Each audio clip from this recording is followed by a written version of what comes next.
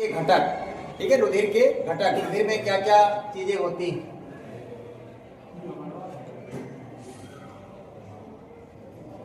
तो जैसा कि हम लोग जानते हैं कि रुधिर की अगर हम घटक की बात करें तो रुधिर के दो घटक होते हैं। दो घटक कौन कौन से होते हैं?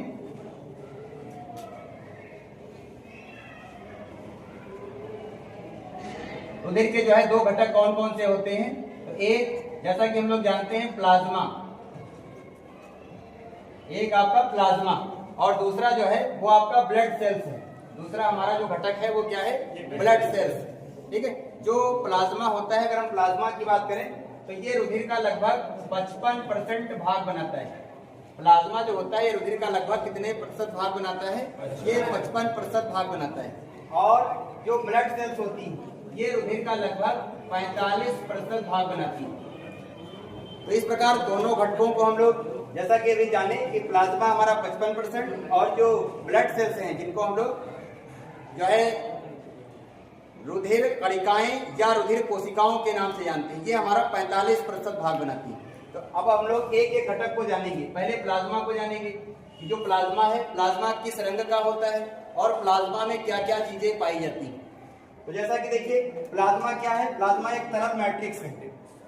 प्लाज्मा हमारा पीले रंग का होता है। प्लाज्मा हमारा किस रंग का होता है? पीले रंग का होता है। क्यों पीले रंग का होता है? क्योंकि प्लाज्मा के अंदर बिलिरुबिन जो कि आपका एक पिगमेंट होता है, ये उस प्लाज्मा में पाया जाता है। तो इस बिलिरुबिन के कारण जो है इसका रंग जो होता है वो पीला होता है, ठीक है। और जो प्लाज्मा है इसमें और क्या क्या चीजें पाई जाती हैं? देखिए, तो प्लाज्मा में लगभग 90 से 92% जो होता है वो जल पाया जाता है। प्लाज्मा में सबसे ज्यादा क्या होता है? जल होता है, 90 से 92%। और देखिए 7 से 8% जो आपका होता है वो प्रोटीन होती है। प्रोटीन कितनी होती है? 7 से 8%। और अगर हम प्रोटीन की बात करें कि इस प्लाज्मा में कौन कौन सी प्रोटीन होती है, तो इसमें हमारी कौन कौन सी प्रोटीनें होती हैं? देखिए, इसके अंदर हमारी albumin protein, globulin protein, fibrin protein, fibrinogen protein, ये सब हमारी प्लाज्मा की प्रोटीन है। इसमें अगर हम देखें तो जो हमारी ग्लोब्यूलिन प्रोटीन होती है, ग्लोब्यूलिन प्रोटीन का रोल क्या होता है? इसका काम होता है प्रतिरक्षा, सुरक्षा। एल्ब्यूमिन की प्रोटीन जो आपकी होती है इसका काम क्या होता है? इसका काम होता है कि जो आयंस हैं उनको बैलेंस में रखना, ठीक है, अर्थात पराशरी नियंत्रण का काम करता है। आपकी जो फाइब्रिन और फाइब्रिनोजन प्रोटीन है इसका काम क्या है? ब्लड को क्लॉट करना। जैसे देखा होगा हम लोग कट जाते हैं, उसके बाद देखा होगा रुधिर का बहना शुरू हो जाता है, फिर आपने देखा होगा कुछ समय बाद रुधिर का बहना रुक जाता है। क्यों? क्योंकि ब्लड जो होता है बाहर से देखा होगा क्लॉट हो जाता है, उसका थक्का बन जाता है। तो इस ब्लड की क्लॉटिंग में हमारी कौन सी प्रोटीन मदद करती है?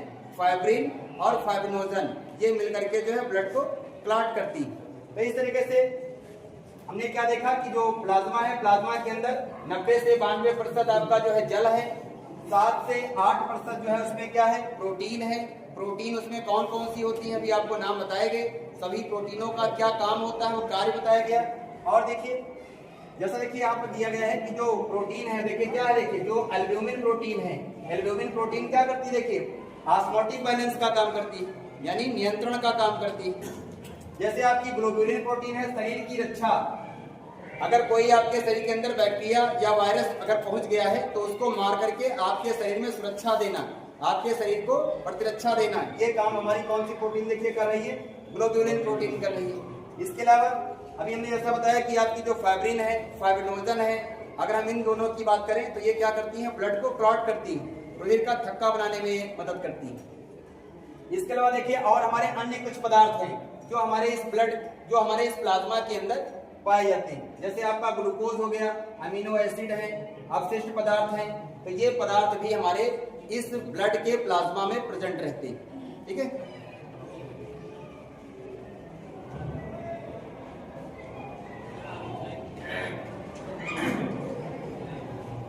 अब हम लोग आगे बात करेंगे रुधिर कणिकाओं की।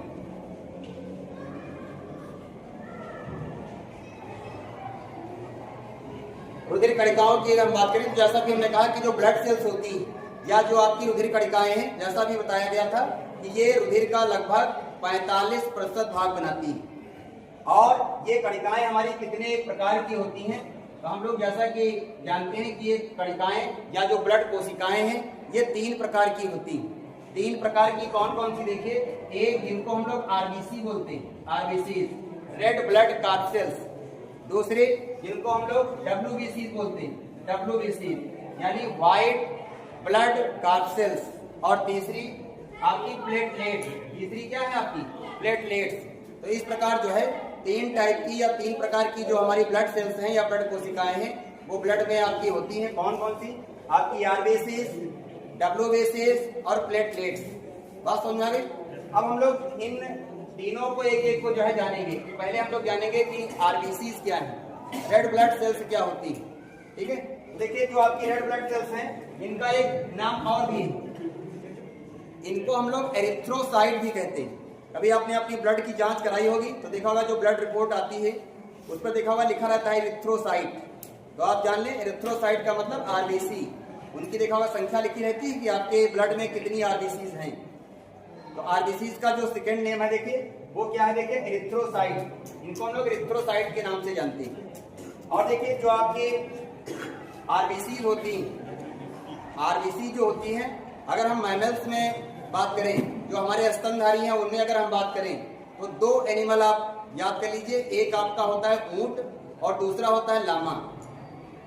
ऊंट और लामा ये 2 हमारे ऐसे मैमल्स हैं जिनकी जो आरबीसीज होती हैं वो केंद्रक युक्त होती हैं। उनकी आरबीसीज कैसी होती हैं, केंद्रक युक्त होती हैं। तो इन दोनों को अगर हम छोड़ दें, बाकी जितने हमारे मैमेलियंस हैं, जितने भी हमारे स्तनधारी हैं, सभी की जो आरबीसीज होती हैं वो विदाउट न्यूक्लियस होती है, बिना केंद्रक के होती है। उनके जो है आरबीसीज में केंद्रक नहीं पाया जाता है। ठीक है, और जो हमारी ये आरबीसीज है जैसा कि देखिए लिखा है कि जो उनकी विशेषता क्या है, देखिए इसमें केंद्रक जो होगा वो अनुपस्थित होगा। ठीक है, और इसमें केंद्रक पाया जाता है, बताया आपको, ऊंट और लामा ये 2 हमारे ऐसे स्तनधारी हैं जिनमें ये केंद्रक युक्त होती है। जो हमारी ये आरबीसीज होती हैं ये कहाँ बनती हैं, आरबीसीज का निर्माण कहाँ होता है। तो देखिए जो हमारी बॉडी की जो लॉन्ग बोन है, जो आपकी लंबी अस्थियां होती हैं, जो आपकी लंबी अस्थियां होती हैं, इन लंबी अस्थियों के अंदर अगर हम देखें तो इनके अंदर रेड बोन मैरो होगा। हड्डियों के अंदर क्या भरा होता है, रेड बोन मैरो, जिसको हम लोग लाल अस्थि मज्जा कहते हैं। तो ये जो रेड बोन मैरो है या लाल अस्थि मज्जा है, इसी लाल अस्थि मज्जा से ही आपकी आरबीसीज का निर्माण होता है। समझ गए। लेकिन आपके जो है दिमाग में बात आ रही होगी कि जैसे जब बच्चे का निर्माण हो रहा होता है मदर बॉडी के अंदर, जैसे जब भ्रूणी विकास हो रहा होता है जिससे आपका बच्चा बनने वाला है या बन रहा है, तो उस समय तो वहां उसके पास लंबी बोन है नहीं, उस समय उसके अंदर ये आरबीसीज कहाँ बनती है। तो उस समय उनके अंदर जो आरबीसीज बनती हैं वो कहाँ बनती हैं, तो वो उसके लीवर में बनती है। जो उसका लीवर होता है वहां उन आरबीसीज का निर्माण होता है। बात समझ आ गई। अब देखिए जो आपकी आरबीसीज होती हैं इनका रोल क्या होता है, इनका क्या काम होता है। तो आरबीसीज का रोल या काम अगर हम देखें तो क्या होता है, ये गैसों का परिवहन करती है। ये गैसों का क्या करती है, परिवहन करती है। क्योंकि आप जानते हो कि आरबीसी के अंदर क्या होता है, हीमोग्लोबिन पाया जाता है। आरबीसी के अंदर क्या होता है, हीमोग्लोबिन। और आपने इसके पहले वाले लेसन में पढ़ा था कि हीमोग्लोबिन क्या है, एक श्वसन वर्णक है। हीमोग्लोबिन क्या है, श्वसन वर्णक है, जो कैसे बना है, हीम और ग्लोबिन से मिलकर के बना होता है। इससे मिलकर के बना है, हीम और ग्लोबिन से। जहां हीम क्या है, आयरन कंपाउंड है, और ग्लोबिन क्या है, प्रोटीन है। समझ रहे हो। तो इसमें देखिए कौन सा आयरन होता है, फेरस होता है। कौन सा होगा, फेरस होता है। ठीक है, ये भी आपको जानते रहना है कि इसमें फेरस होता है या फेरिक, तो इसमें फेरस होगा। ठीक है, फिर 2+, और हमने कहा क्या होगी, ग्लोबिन प्रोटीन होगी। समझ लो। तो दोनों से मिलकर के आपका हीमोग्लोबिन बनता है। कैसे ये गैसों का परिवहन करता है, तो आपको इसके पहले वाले पार्ट में जैसा बताया गया था कि हीमोग्लोबिन का एक अणु ऑक्सीजन के 4 अणुओं से जुड़ करके क्या बनाता है, ऑक्सी हीमोग्लोबिन बनाता है ना। और इसी ऑक्सी हीमोग्लोबिन के रूप में ऑक्सीजन का परिवहन होता है। कहां से कहां, फेफड़ों से ऊतकों तक। समझ लो। तो इस तरीके से ये हीमोग्लोबिन कहाँ है, देखिए आरबीसी के अंदर है। इसलिए आरबीसी का काम क्या होगा, गैसों का परिवहन करना। ठीक है, तो ये फेफड़ों से ऑक्सीजन को ऑक्सी हीमोग्लोबिन के रूप में कहाँ ले जाएगी, ऊतकों में, और ऊतकों से CO2 को कहाँ लाएगी, फेफड़ों में किस रूप में? कार्बोक्सी हीमोग्लोबिन के रूप में, क्योंकि वहां ये क्या करेगी, CO2 से आपका हीमोग्लोबिन क्रिया करेगा, क्या बनाएगा? Carboxy haemoglobin. तो इस प्रकार कार्बोक्सी हीमोग्लोबिन के रूप में वो CO2 कहाँ आएगी? फेफड़ों में। और यहाँ आने के बाद क्या होगा कि हीमोग्लोबिन अलग हो जाएगा, CO2 अलग हो जाएगी, जिसको हम लोग अपनी बॉडी से बाहर निकाल देते हैं। तो इस प्रकार जो है आपकी जो हीमोग्लोबिन, जो आपकी ये आरबीसीज हैं, ये गैसों के परिवहन में भाग लेती हैं, समझ रहे हैं। और जो आरबीसीज हैं, आपको ये भी जानते रहना, जो भी हमने आपको ये 3 प्रकार की कणिकाएं बताई, आरबीसी, डब्ल्यूबीसी और प्लेटलेट्स, इन तीनों कणिकाओं में सबसे ज्यादा कौन सी कणिकाएं हमारे ब्लड में होती हैं? तो आपको ये जानते रहना है, सबसे ज्यादा आरबीसी होती हैं, लगभग 99% होती हैं। हमारे ब्लड के अंदर जो आरबीसीज हैं वो हमने कहा सबसे ज्यादा होंगी, लगभग 99% ये होती। बाकी 1% में आपकी डब्ल्यूबीसी और प्लेटलेट्स होंगी। हमने कहा 1% में आपकी डब्ल्यूबीसी और प्लेटलेट्स होती है, ठीक है। अब हम बात करेंगे श्वेत, जो आपकी रक्त कोशिकाएं हैं, डब्ल्यूबीसी। अगर हम डब्ल्यूबीसी की बात करें, देखिए तो डब्ल्यूबीसी जो हमारी होती है, इनका भी एक दूसरा नाम है, इनको हम लोग ल्यूकोसाइट कहते हैं। इनको हम लोग किस नाम से जानते हैं? इनको हम लोग ल्यूकोसाइट के नाम से जानते हैं। और ये हमारी केंद्रक युक्त होती है। ये कैसी होती है? देखिए, ये आपकी केंद्रक युक्त होती है, इनमें केंद्रक पाया जाता है। जैसे आपकी आरबीसी जो होती थी, उनके अंदर केंद्रक नहीं था, है ना, लेकिन जो आपकी डब्ल्यूबीसी है, ये आपकी कैसी है? देखिए, ये केंद्रक युक्त है, इनमें केंद्रक पाया जाता है। इनका काम क्या होता है? जैसे आपकी आरबीसी तो गैसों के परिवहन में भाग लेती है, लेकिन जो आपकी ये डब्ल्यूबीसी है, इनका क्या काम है? प्रतिरक्षा। शरीर के अंदर कोई भी रोगाणु या जीवाणु अगर प्रवेश कर जाता है तो उसको ये मारने का काम करती है, जिससे हमारे शरीर के अंदर सुरक्षा स्थापित हो सके, ठीक है। तो आपके जो आपकी डब्ल्यूबीसी देखिए, शरीर को संक्रमण और रोगों से बचाना, ये इनका काम है। कैसे बचाएंगे? अभी मैंने जैसा बताया कि बैक्टीरिया, वायरस अगर कोई बॉडी के अंदर आ गया है तो उसको ये मारने का काम करती है, जिससे हमको किसी प्रकार का कोई रोग ना होने पाए, हमारे शरीर की क्या हो? सुरक्षा हो। इस प्रकार प्रतिरक्षा में इनका रोल रहता है। तीसरी देखिए जो आपकी कणिकाएं हैं, इनको हम लोग प्लेटलेट्स कहते हैं, प्लेटलेट्स। तो अगर हम इनकी बात करें तो ये कोशिकाएं जो हमारी हैं, देखिए, इनको हम लोग थ्रोम्बोसाइट कहते हैं। इनका जो है दूसरा नाम क्या है? थ्रोम्बोसाइट। और जो आपकी ये थ्रोम्बोसाइट हैं, ये कोशिकाएं अगर हम देखें तो इनका काम क्या होता है? इनका काम क्या है थ्रोम्बोसाइट का? तो इनका काम क्या होता है? देखिए, इनका काम है रुधिर का जो थक्का बनता है उसमें सहयोग करना। यही कणिकाएं जो होती हैं ब्लड को क्लॉट करने में मदद करती हैं। तो तीनों कणिकाओं के कार्य समझ में आ गए। जो आपकी आरबीसी है, आरबीसी क्या करती हैं? गैसों का परिवहन। डब्ल्यूबीसी क्या करती है? शरीर के अंदर प्रतिरक्षा, सुरक्षा स्थापित करना।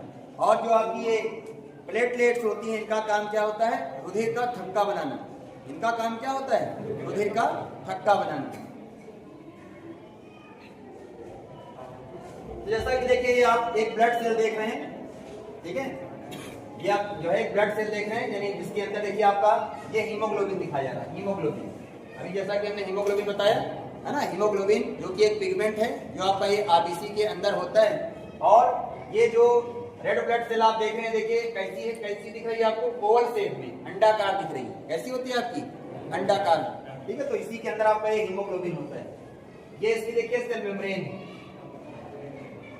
नीचे देखिए ये आपकी प्लेटलेट्स है। ये आपकी क्या है? प्लेटलेट्स, जो देखिए रुधिर का थक्का बनाने में आपकी ये हेल्प करती है, मदद करती है।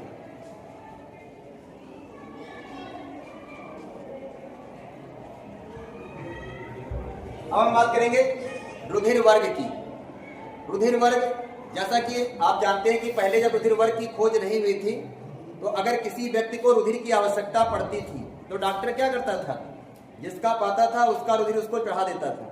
तो ऐसे में अगर कहीं रुधिर उसका मैच कर गया तब तो वो जीवित रहता था, नहीं तो अगर मैच नहीं किया तो उस जो है ग्राही की मृत्यु हो जाती थी। जिसको रुधिर चाहिए था, जिसको रुधिर दिया गया है, उसकी फिर क्या होती थी?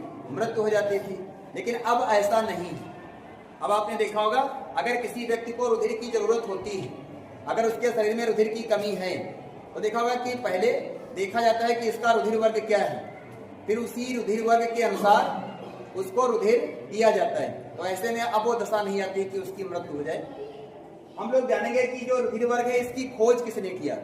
अगर हम देखें तो इसकी खोज सबसे पहले किसने किया था? कार्ल